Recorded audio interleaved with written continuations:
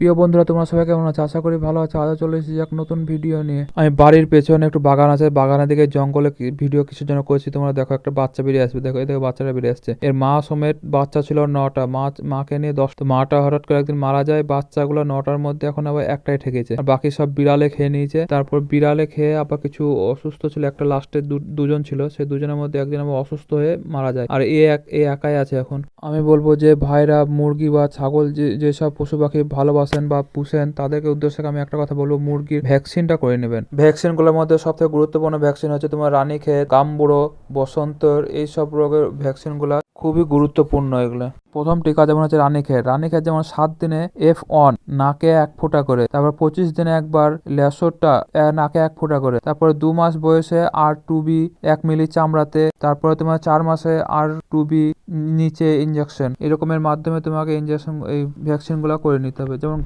গাম্বুড়োটা আছে যেমন 15 দিনে একটা আছে, 35 দিনে IBD মুখে 1 ফোঁটা করে, সেম 15 দিনেও যা 35 দিনে একই। তারপর বসন্ত যেটা আছে সেটা বসন্ত যেমন হচ্ছে ডিসেম্বর মাসে যেমন পিজিওন ফক্স হয়, জানুয়ারি যেমন ফাউল ফক্স হয়। এই টিকাগুলা ডানার নিচে পালক তুলে ঘষে লাগানো। এইসব ভ্যাকসিন গুলা সত্যিকারে খুব কার্যকরী, কারণ আমিও দেখেছি, আমি মুরগি পুষি, তো তার জন্য আমি আপনাদেরকে, যে উদ্যোক্তারা মুরগি পুষছেন তাদেরকে আমি এই ভ্যাকসিন গুলা করতে বলবো। তার কারণ হচ্ছে এগুলো খুবই গুরুত্বপূর্ণ। আমার এই সব ভ্যাকসিন না করাতে আমার অনেক মুরগি মারা গেছে। এই তো রিসেন্ট কদিন আগে হঠাৎ করে আসলো, এসে একটা মুরগি স্ট্রোক হয়ে মারা গেল। রাতে দিনের বেলা সুস্থ, খাঁচার ভিতর সকালবেলা দেখছি মরে পড়ে আছে। এরকম করে আমার 3টে মুরগি নষ্ট হয়েছে। আপনারা আমার প্রতিটা ভিডিও, যারা রেগুলার ভিডিও যারা দেখেন, তারা বুঝতে পারবেন যে হঠাৎ করে মুরগি মারা গেছে। আর এই বাচ্চাটা আমার টিকে আছে। এই বাচ্চাটাকে আমি এত চোখে চোখে রাখি, যখন আমি ফাঁকা টাইম পাই তখন এই বাচ্চাটাকে বেশি টাইম দেওয়ার চেষ্টা করি। কাছে কাছে ঘুরে বেড়াবে, গায়ে বসে থাকবে, আপনার ঘাড়ে উঠে পড়বে, মাথায় উঠে পড়বে।